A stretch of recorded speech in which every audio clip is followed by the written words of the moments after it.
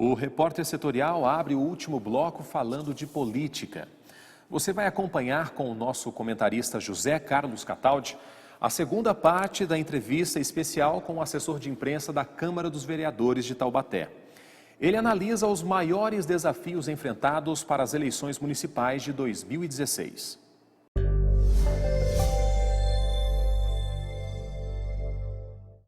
Nós vamos voltar a conversar com o jornalista Luiz Carlos Batista, um homem experiente na matéria política, 38 anos de jornalismo, 33 de assessoria lá da Câmara de Taubaté, onde ajudou a fundar, inclusive, a TV Câmara, para conversar a respeito da situação política. Ele já vinha falando aí das questões de base, né, que a população tem que realmente prestar atenção, votar bem, votar certo.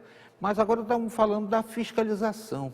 A Ordem dos Advogados, a CNBB, mais a Comissão de Combate à Corrupção Eleitoral, firmaram uma posição de pedir a criminalização de todas essas situações eleitorais, para acabar com essa balbúrdia, né, de soltar o cara depois das 18 horas. O cara fez um monte de boca de urna, fez tudo errado. E a Ordem se predispõe, inclusive, a colaborar fiscalizando através das suas subseções e das suas seccionais em todo o Brasil. Você acha que com esse voluntariado da OAB, a coisa pode funcionar? Olha, a ideia é muito boa, na teoria é muito boa. Vai ter algum resultado, vai ter algum ponto positivo. Mas eu duvido muito que, por exemplo, Taubaté, eu duvido muito que os advogados serão encontrados na rua fiscalizando tudo isso. Vai ter uma meia dúzia de pessoas que gosta de política, que acredita que a fiscalização vai ajudar, é um dos pontos que vai ajudar a melhorar a nossa política, a participação do povo. Mas o efeito concreto mesmo, Cataldi, desculpa, mas eu não acredito que vai ter todo efeito. Até porque os partidos, os candidatos, sempre dão um jeitinho de burlar a lei. E se nem é lei ainda, imagina, não é lei porque você diz que eles vão querer criminalizar ainda. Então não é crime ainda do que estão se propondo. Eles estão querendo criminalizar. Ou seja, ainda tem que passar todo um projeto pelo Congresso e você sabe quantos anos leva isso. Um outro aspecto importante é a burla, a essa arrecadação, né? Porque não pode patrocinar, a empresa não pode patrocinar, mas tem o tal do Caixa 2, que o candidato vai arranjar, vai dar um jeitinho. Ninguém vai fazer campanha só com o fundo partidário, que é mínimo. Não tem condição, não tem condição. Você imagina, o que o adversário vai imaginar? Que não se cumpre a lei e que se ele cumprir, o adversário vai se sair melhor que ele, vai sair na frente, então ele vai querer também compensar isso aí de uma outra forma. É o que eu falei para você, vai ter um jeitinho brasileiro que vai burlar essa lei aí, em termos de contribuição empresarial que não pode. Um outro aspecto que eu chamo inclusive a atenção do telespectador, que pode colaborar em certas situações, é a asfixia política, né? Há candidatos que passam todo o período pré-eleitoral angariando partidos para si, fazendo o seu próprio apoio. Aí não tem como provar que ele fez, que ele comprou o partido, digamos claramente. Ele faz isso colocando um testa de ferro aqui e ali. E aí não tem candidato para fazer oposição a ele, ou quem vem numa legenda fraca, com poucos vereadores, sem condições de fazer frente ao cacique, digamos assim, ao coroné. Eu vou citar o exemplo de Taubaté. Na eleição de 2012, o prefeito eleito, Ortiz Júnior, ele teve nada menos do que 15 partidos ao seu lado. Aí você multiplica 15 partidos por número de vereadores, é um exército na rua que o candidato só perde a eleição se for muito ruim. Chama-se a isso, inclusive, de empada, né? O sujeito é azeitona na empada. O sujeito sai candidato a vereador, mas imagina que vai ganhar alguma coisa, mas não vai. Ele não passa de um cabo eleitoral.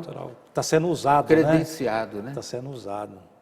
Isso é difícil provar, né?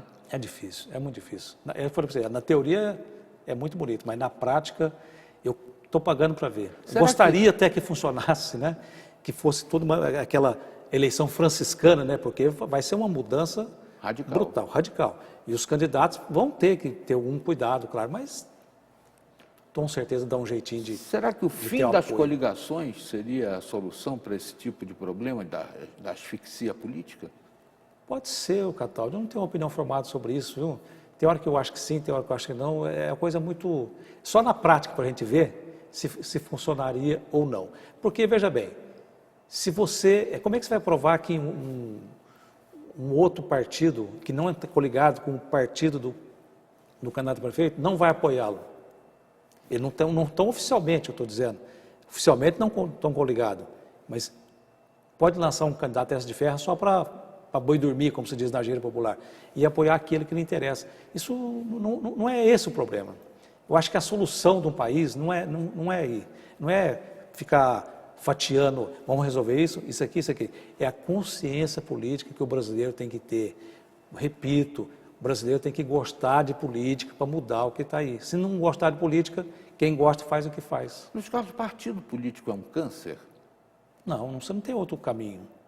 Se acabassem os partidos e fossem candidatos... Por exemplo, o sistema nosso, a democracia, não é boa, mas é melhor que tem. Não é perfeita, mas é melhor que tem.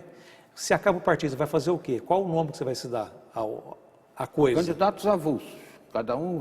Mas vira um boné velho, aí vira um boné velho. Se hoje que um partido tem um programa, tem um propósito, registrado em cartório, não se cumpre, imagina com candidatos que não têm compromisso nenhum com ninguém. Ninguém pode cobrar que ele está sendo incoerente com o programa de partido. Voto biométrico ajuda a melhorar essa situação? Também eu não acho que melhora nada. Não acredito que é isso que vai melhorar a nossa situação política. Meus amigos, em resumo, o que a gente acredita é que está nas mãos de cada um de nós melhorar o nível da política brasileira. Não fuja dos compromissos alegando que a política é suja, porque cada um de bem que se ausenta desse cenário permite que mais gente que não seja do bem seja lá participante efetivo das nossas casas legislativas, dos nossos municípios e, enfim, dos cargos majoritários. A política é para ser exercida por pessoas de bem, não se ausente desse momento. Cataldo, só uma observação. Eu estava lendo notícia antes de começar essa gravação, que não tem muito a ver com o assunto, mas é sobre política. Dos 513 deputados que estão lá em Brasília, apenas 19, vou repetir, apenas 19, o que dá isso? 3%? Apenas 19 parlamentares, deputados federais, foram em todas as sessões durante o ano. Como é que você melhora um sistema se o povo não fiscaliza, não olha essas coisas?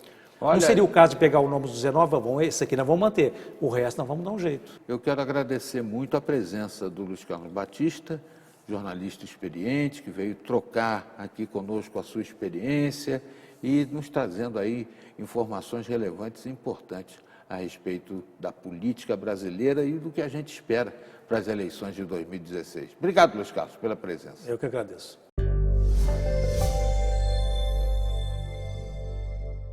O ano bem não começou e o Poupa Tempo já atendeu pelo menos 23 mil pessoas agendadas.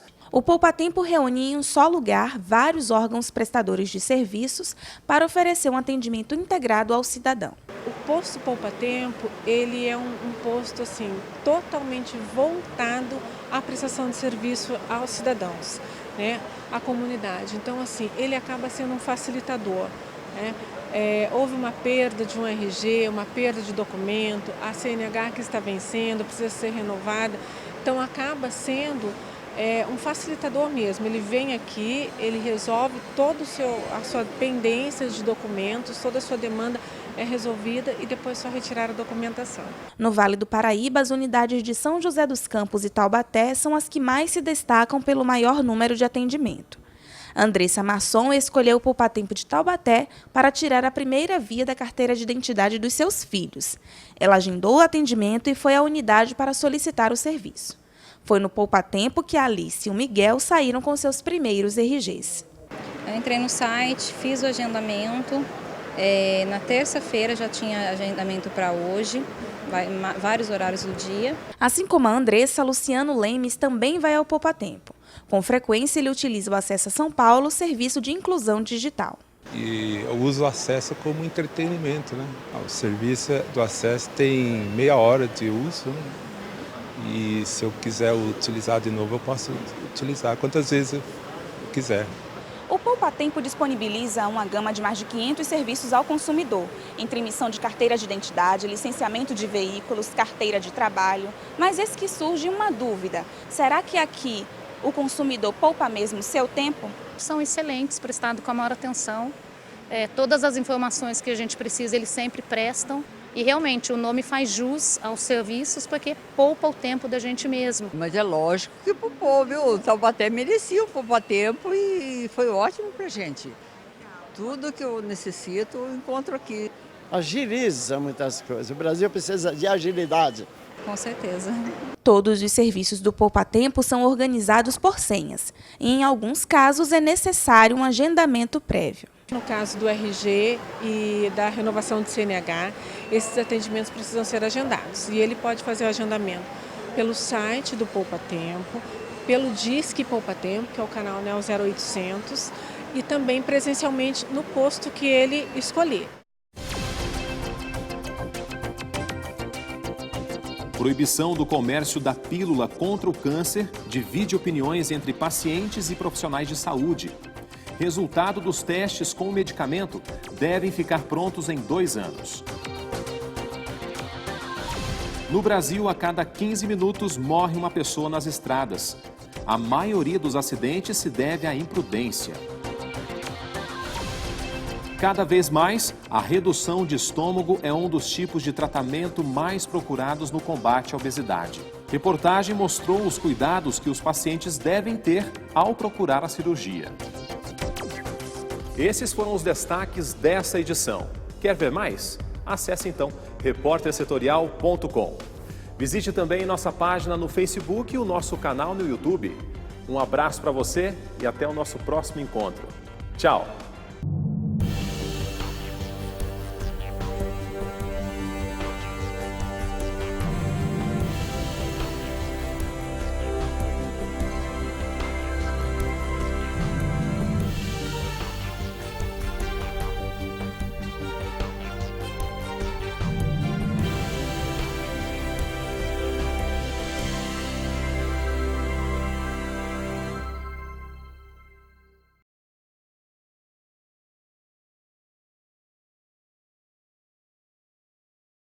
Olá, chegou a hora de você ficar mais informado. Pontualidade e mais informação. Credibilidade e mais cobertura. Precisão e mais inclusão social. Imparcial e mais dinâmico. O repórtersetorial.com é o seu novo acesso.